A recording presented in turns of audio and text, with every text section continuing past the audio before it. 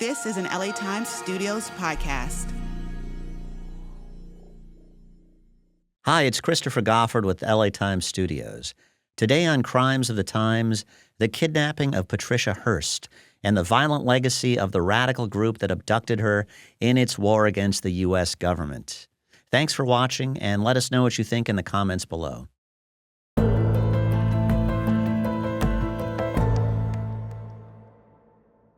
On February 4th, 1974, Patricia Hearst was kidnapped from her apartment in Berkeley, California. She was 19 years old, an art history student at UC Berkeley. Hearst was American aristocracy, the daughter of the San Francisco Examiner publisher and heiress to the immense Hearst media empire. Her kidnappers were members of a tiny Marxist revolutionary cadre that called itself the Symbionese Liberation Army, or SLA. The SLA's motto was, "Death to the fascist insect that preys upon the life of the people." I didn't just start as some nut job that wanted to go do violent shit, I didn't want to do any violent shit really at all. This is Bill Heiress, one of the members who planned and executed her abduction. But I had embraced the concepts of revolutionary violence as much as I was, nervous, scared, reluctant, fearful, whatever you want to call it, to do it. Patty Hearst's kidnapping and her transformation from captive to an armed SLA revolutionary herself was one of the decade's biggest and weirdest stories. And we're willing to sacrifice a lot. Our very lives, our freedom. Look, I did what I thought needed to be done. It wasn't the most brilliant thing to do at the time. It was doomed from the beginning. It caused a lot of grief and hardship and tragic aspects. It has elements that I regret to my very fibers. For more than a year, the newspaper heiress was on the run with the SLA. Nobody knew where she was. So I first became aware of the Symbionese Liberation Army when I was in 8th grade. And for history class, we did Friday mornings current events. And for some reason, I just had an interest in that story of Patty Hearst being kidnapped and the reports coming out of that, how crazy it was. So I gave a almost weekly report whenever there was a break in the news. And then about a year later, here I was caught up in the middle of it. John Opsahl was 15 years old in April 1975 when remnants of the SLA, including Patty Hearst and Bill Heiress, participated in a bank robbery in Carmichael, California. Opsahl was in English class when the school nurse came to the door and said something to the teacher. The teacher began to cry. Walks back up to her desk, puts her face in her hands, and with tears says my name. His mother was at the hospital.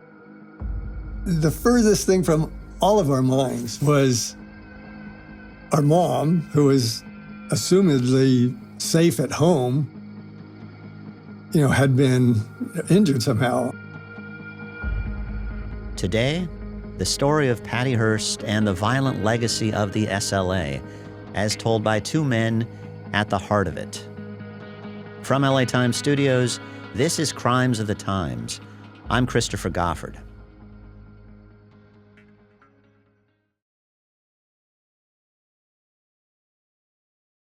Bill Heiress, a Vietnam veteran and Bay Area radical, was working at the post office in late 1973. One day, he opened the newspaper and saw an announcement on the society page. Patricia Hearst, heiress of the Hearst media empire, was engaged to be married. It was a big spread on the front page of that section. And, it was an unusual picture of the attractive young couple who were announcing their engagement. And I'm going, well, that's a big announcement. I always thought these people tried to kind of keep a low profile. So I tore that page off and I folded it up and I took it home. Stashed it, put it in a file. Like Hearst, the SLA was mostly white and college-educated. Their symbol was the seven-headed cobra. They had been in the news for the murder of the Oakland school superintendent Marcus Foster, whose policies the group had opposed. Foster had been shot with cyanide-tipped bullets. 2 SLA members were in jail, and their comrades wanted to find a way to free them. They also wanted a high-publicity assault on symbols of American power. The media part was the crucial thing because that was the whole purpose. We were critical of the mass media as a propaganda organ of the United States government. There was a treasure trove of targets in the area for us: economic, military, police, security institutions, things like that. To them, the Hearst family represented America's ruling class. It turned out she was the simplest and easiest one to do after we did a little research. We had to figure out where she lived in Berkeley. Bill Hearst walked onto the campus at UC Berkeley and into the administration building. He found a massive ledger with students' names in it. And for some goddamn reason, I don't understand, Patricia put her name and address in there. And then we had to start doing surveillance on that address. Patricia Hearst was living with her fiancé, Stephen Weed. The SLA began to watch their apartment, which was secluded from the street, but had no security. Shocked.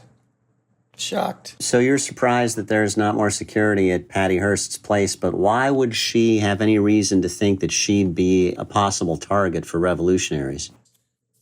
I don't see how she would. Really, I don't know. I mean, nothing like that had happened, Chris. He said they took inspiration from groups like Black September.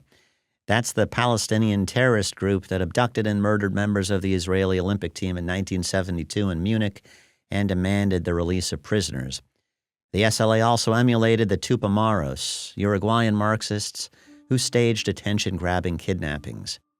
Bill Hearst and 2 other SLA members armed themselves and stormed Patty Hearst's apartment on February 4th, 1974.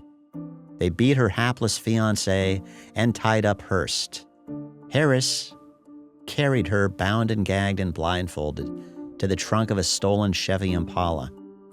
For weeks, Hearst was confined to a closet they called a people's prison.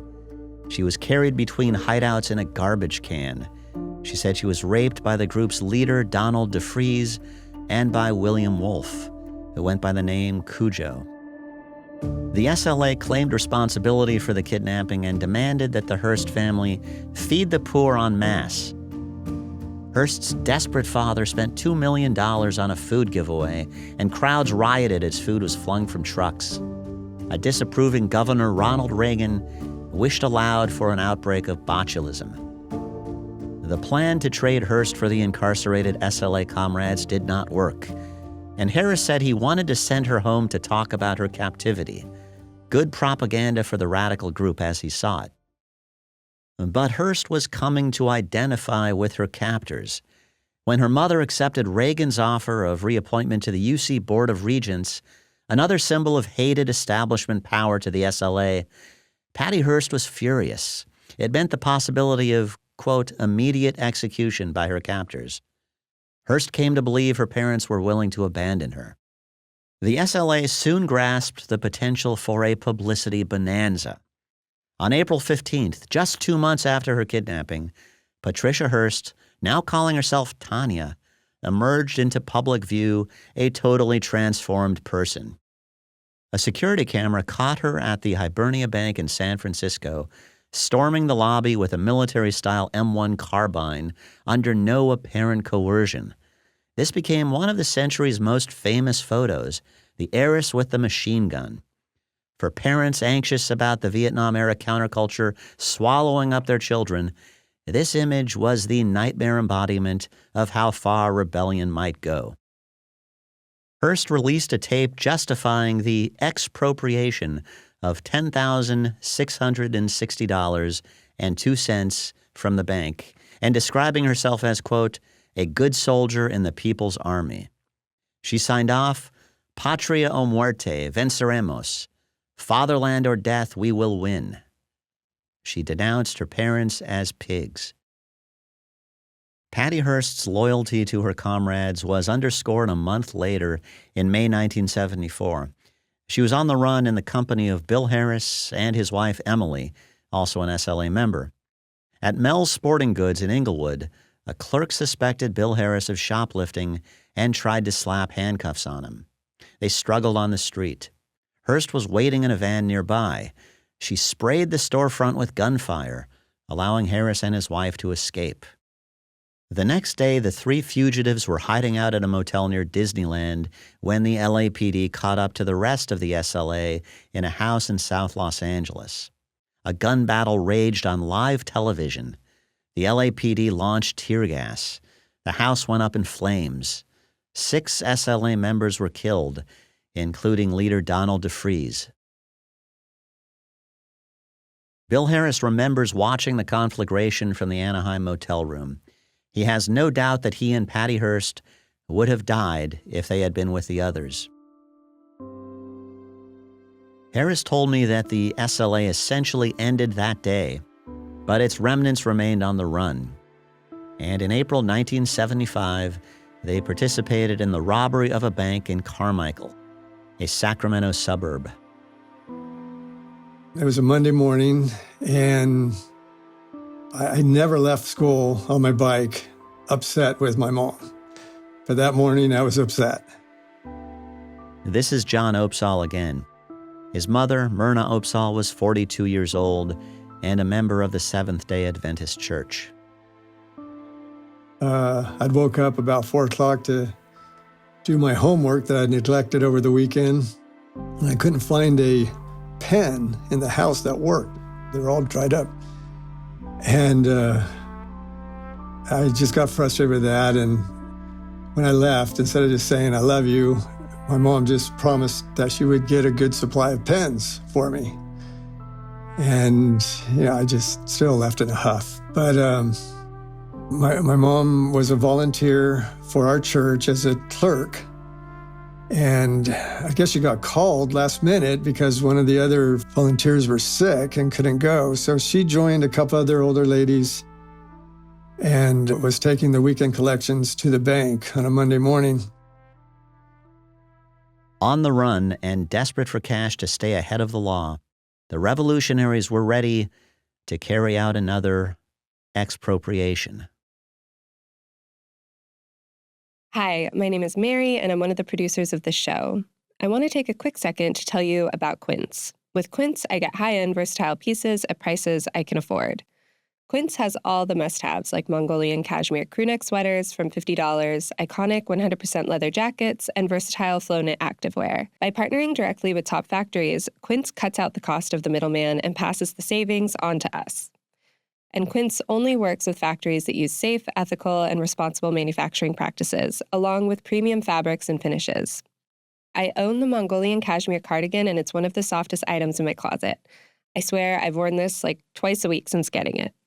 Indulge in affordable luxury. Go to quince.com/crimesofthetime for free shipping on your order and 365-day returns.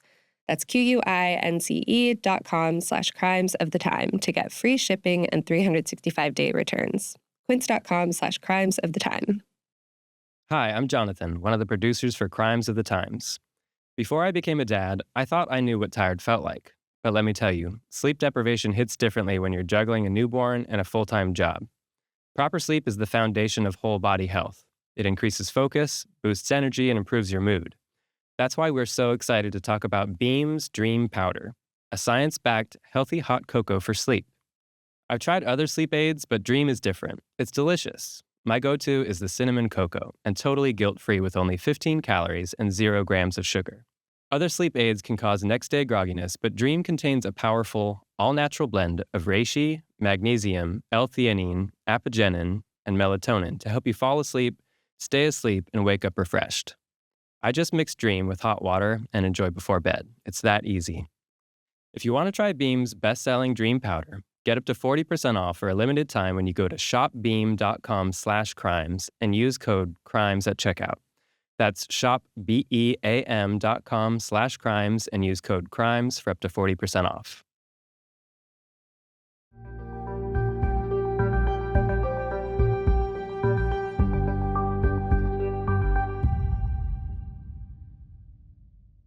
When SLA radicals robbed the Crocker National Bank in Carmichael, California, Myrna Opsahl, a mother of 4, was there to deposit funds from a church collection. She was killed by a shotgun blast. That day in 1975, her 15-year-old son, John, was taken out of school and brought to the hospital. His dad happened to work there as a surgeon. I saw my dad, and it was obvious he had been crying, but he, put on a stiff upper lip, and all he said was, it's your mom. She's been shot. She's dead. In between those 3 little phrases, your mind just kind of explodes. It's your mom. Wait a minute, it's my mom. What do you mean it's my mom? She's at home. She's just, taking care of the home. John learned that his father had tried to save her in the ER. His colleagues there are trying to resuscitate her, and he gets in on the action and tries to help resuscitate. And I guess they, one by one start giving up, 30, 40 minutes into the ordeal. And my dad was the last one to give up, understandably. But it was, obvious that she bled out. I remember the newscasters just saying, there's a bank robbery in Carmichael, Crocker National Bank, 1 victim taken to the hospital where her husband worked, but his efforts to save her failed. It was just another one of those trauma kind of things, like, what more? It just seemed so unjust to kind of lay blame on my dad after what he had been through. And somewhere along the line, I remember, I don't know how it happened, but we had our lunches from school, our bags of homemade, lunches that my mom had made. And so we're at home, and it was about lunchtime, and my dad says, we should eat to keep up our strength, kind of thing. And the last thing we felt like doing. And then he prays, he gives grace over our food and says, bless the hands that prepared it. And then, of course, that kind of hit the wrong way. But how do you bless hands that are dead? When the FBI caught Patricia Hearst in September 1975, she clung to her revolutionary persona at first, describing her occupation as urban guerrilla. She was charged with the Hibernia bank robbery, the one in San Francisco where she made her debut. Her Tanya persona soon vanished. Her defense was that she had been brainwashed by the SLA, a victim of coercive persuasion. Government prosecutors challenged her claim that she had been raped in captivity, and a prosecution psychiatrist portrayed Hearst as a bored, amoral rich kid who lacked a sense of meaning and found a warped kind of liberation as an SLA soldier. Hearst took the Fifth 42 times to avoid questions about her so-called lost year, 1975, which included the Carmichael robbery. The jury convicted her. She was more unpopular than the Boston Strangler, said her attorney, Effley Bailey. She got 7 years but served only 2. Her sentence was commuted by President Carter after intense lobbying from the Hearsts. Soon after, Hearst married her bodyguard and started a family. She got roles in John Waters movies and raised prize-winning French bulldogs. Patricia Hearst is in her early 70s now. I could not reach her for comment. Her transformation from a kidnap victim into a fervent SLA member is a long-standing psychological puzzle. It has never yielded tidy answers, but in her 1982 memoir, Every Secret Thing, she portrayed it as a matter of survival. It was join or die. Locked in a closet for 2 months, she was losing her mind with loneliness and fear. Early in her captivity, she smelled the scent of almonds and learned it was cyanide, which her captors were adding to bullets with specially drilled holes. She wrote that later, when she joined the SLA, Bill Heiress taught her how to do it and seemed to take pride in his craftsmanship. She described Heiress, who went by the name General Tico, as, quote, the most militaristic of the bunch. At one point, she said Harris pressured her into having sex with him, quote, on the basis of my being a good SLA comrade. I served the cause, she wrote. Nevertheless, sex did not endear General Tico to me at all. He was a vain, brash, volatile little man.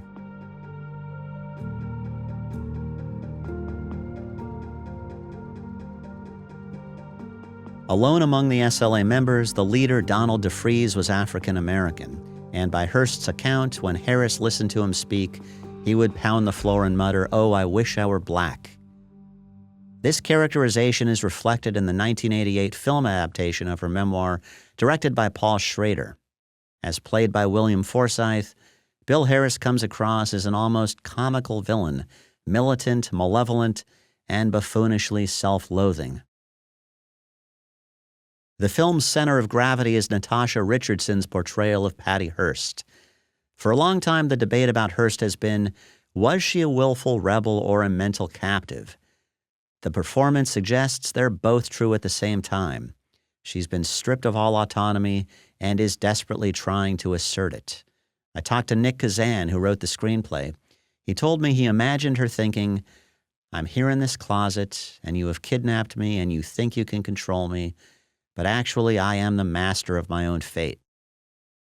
Bill Harris is not a fan of the film. What did you think about that movie that Paul Schrader did where William Forsythe plays you? That was such a piece of trash. What did Schrader's portrayal of you get wrong about you? I don't know. What do you think? You've been talking to me. I didn't know you then. I didn't know you when you were carrying a carbine. For SLA-related crimes, Harris served about 8 years. He remarried, raised 2 boys, and coached youth soccer. He worked as a private investigator for defense attorneys in the Bay Area. But for years, he escaped justice for the Carmichael bank robbery that left Myrna Opsahl dead, as did the other members of the SLA, including his wife Emily, who had participated in the robbery. Hearst gives a chilling account of the robbery in her memoir. She writes that Emily Harris admitted to shooting Opsahl, claiming her shotgun had gone off accidentally, and treated the death with airy indifference. Hearst remembered Emily Harris saying, quote, she's dead, but it doesn't really matter. She was a bourgeois pig anyway. Her husband is a doctor. Hearst wrote that she loathed the Harrises, calling them violent, evil, unpredictable, incompetent people. The Sacramento District Attorney's Office had ample evidence to prosecute SLA members for the Carmichael case, but for decades they ignored it. No one seemed to be looking for the killers. They all actually knew who the killers were, the bank robbers. John Opsahl wanted to see them brought to justice for his mother's murder. It was a thorn in the side.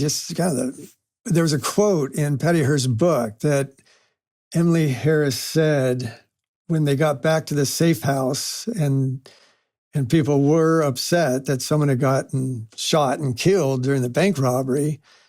And Emily Harris, in her defense, said, well, her death doesn't matter anyways. She was a bourgeois pig.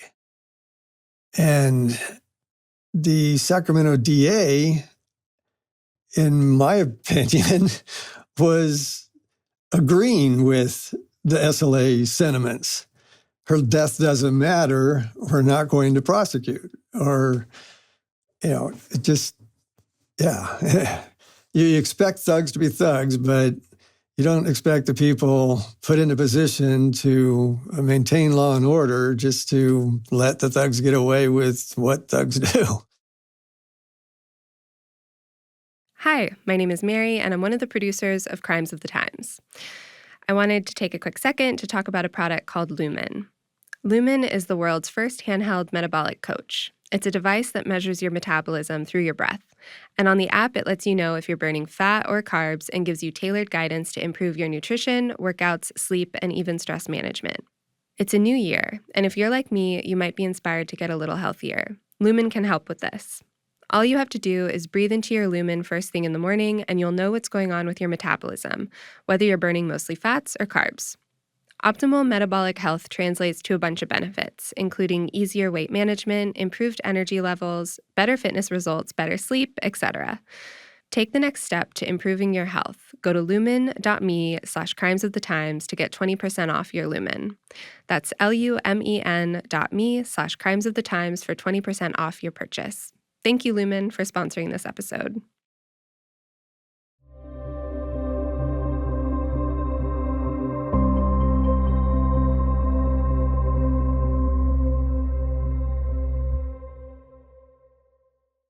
I joined the Justice for Homicide Victims Association, and we held some rallies there at the Capitol footsteps, and it was an election year. We ran a campaign, Justice for Myrna Opsahl. And The district attorney's office in Sacramento had strong evidence that members of the Symbionese Liberation Army had carried out the April 1975 bank robbery that left John Opsahl's mother dead. Patty Hearst gave a detailed account of it in her memoir.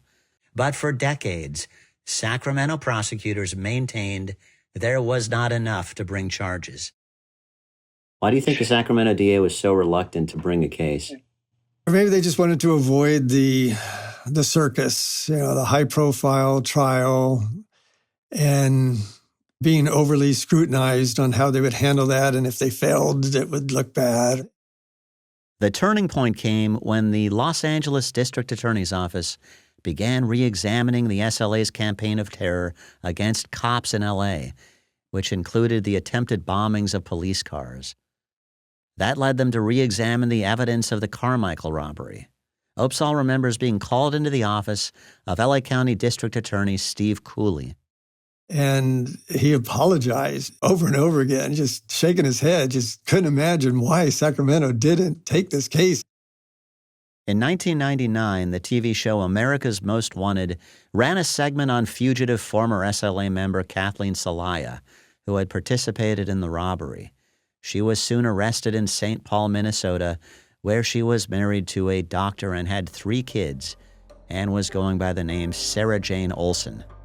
And evidently that did help the L.A.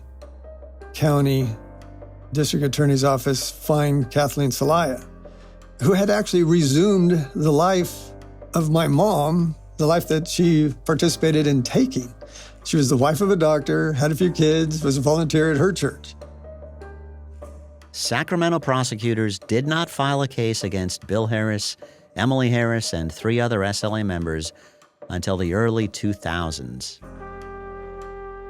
Patty Hearst, who admitted she was one of the getaway drivers, was promised immunity if she testified.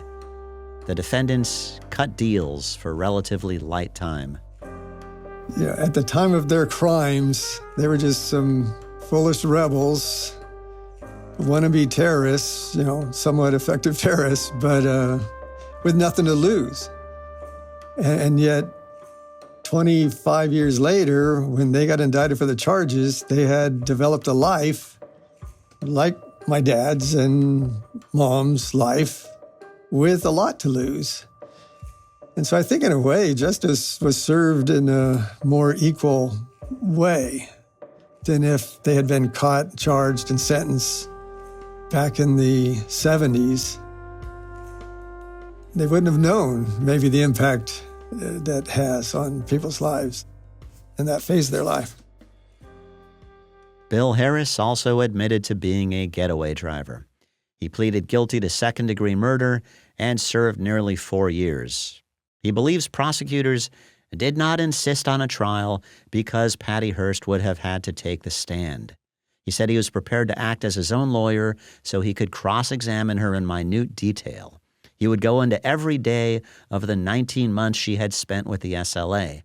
He told me he believed the Hearst family wanted to, quote, preserve the narrative that she didn't do any of this on her own free will. He told me, I knew they would find some way to make us an offer we couldn't refuse. Bill Heiress is now 80, retired and living in San Francisco. He told me it's a city where you can be an ex-terrorist and be rehabilitated. I wondered if he felt remorseful about his years as a militant. A woman named Myrna Opsahl got killed because... You don't have to remind me. You don't have to remind me. You can't control some of these things, and it happens, and then you're responsible. Your intentions mean little at that point. You're stuck with the consequence. It's over 50 years.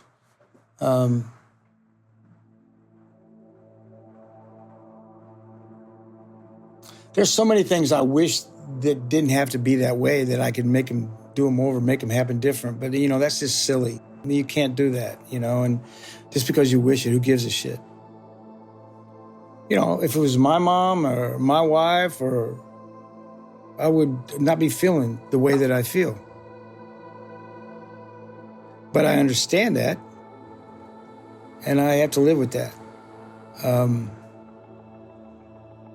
There's no way to make it right. There's no way to justify it. It wasn't part of the plan. It was a mistake.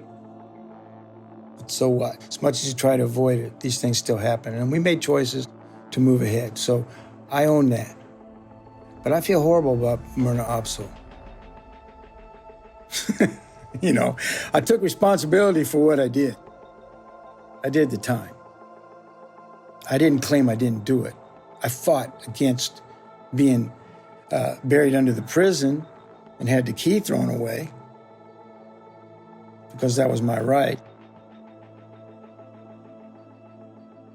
Harris said his angry militancy was driven by what he'd seen in Vietnam, by the Nixon administration's policies, and by events like the killing of 4 students by the National Guard at the Kent State protest in 1970. I appreciate if people understood history and context of how history happens. It's now a simple story about an heiress who's kidnapped by terrorists, who ends up joining up with the terrorists and then eventually abandons them and is tried and convicted and then gets herself out of prison because she's rich. Times were drastic. Most people can't imagine being so angry. I'm a very lucky, privileged white male. If I was black, I wouldn't be talking to you. If I was brown, I wouldn't be talking to you. I'd still be buried under a prison.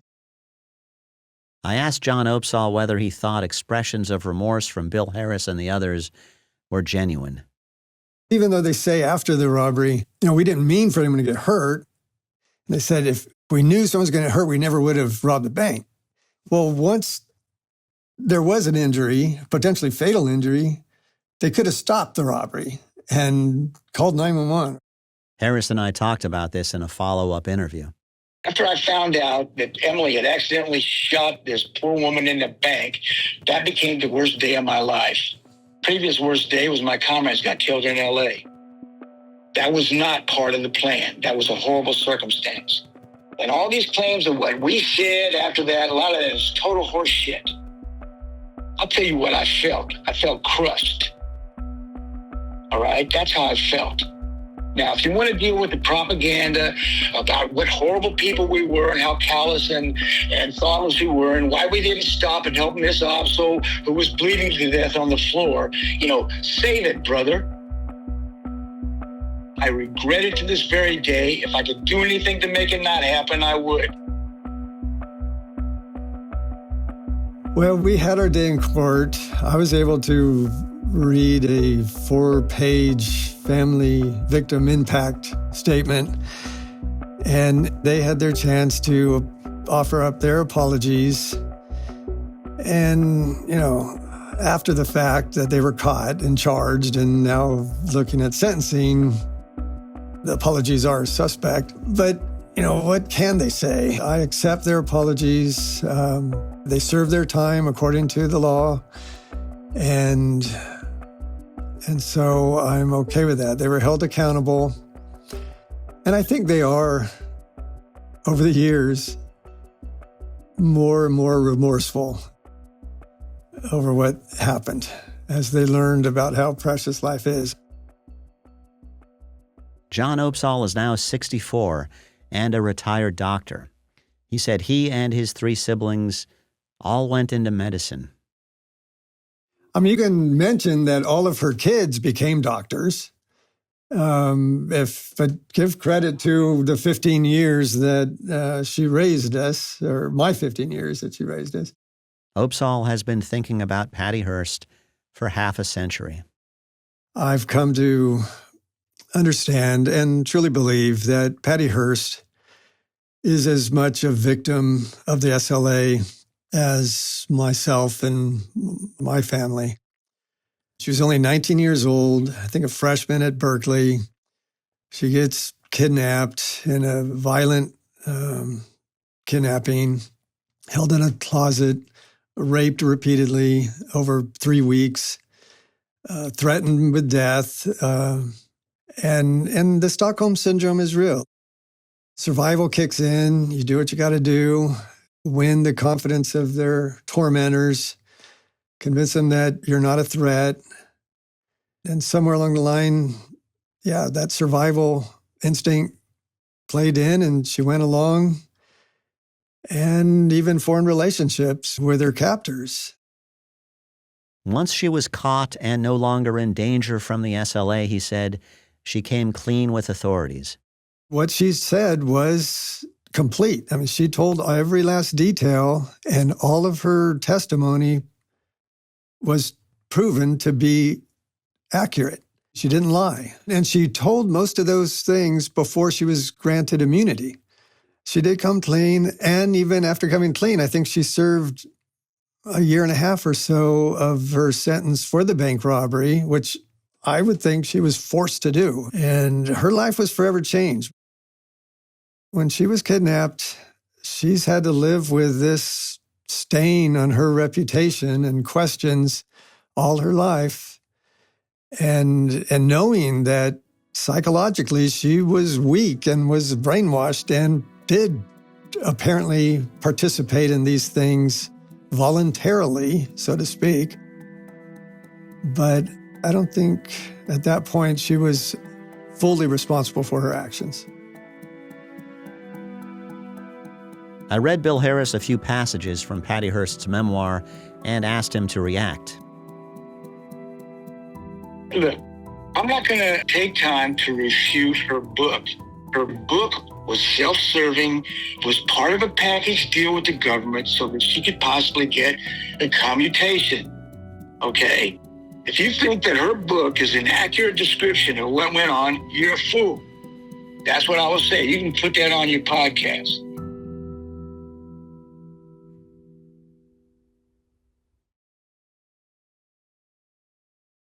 From LA Times Studios, this is Crimes of the Times. To read more about these cases, check out Crimes of the Times at latimes.com. We also have a link to our video episodes in the show notes. This episode was written and reported by me, your host, Christopher Goffard. Our showrunner and senior producer is Jacqueline Kim. Producers are Mary Knopf and Jonathan Shiflett. Executive editor is Deborah Anderlew. Production assistant is Jordan Patterson. Production services provided by JTB Studios. Our camera technicians and operators are Jeff Amlott, Julia McCabe, and Jason Newbert, with additional production support from Andrew Gombert, Patrick Stewart, and Anne-Marie Hauser.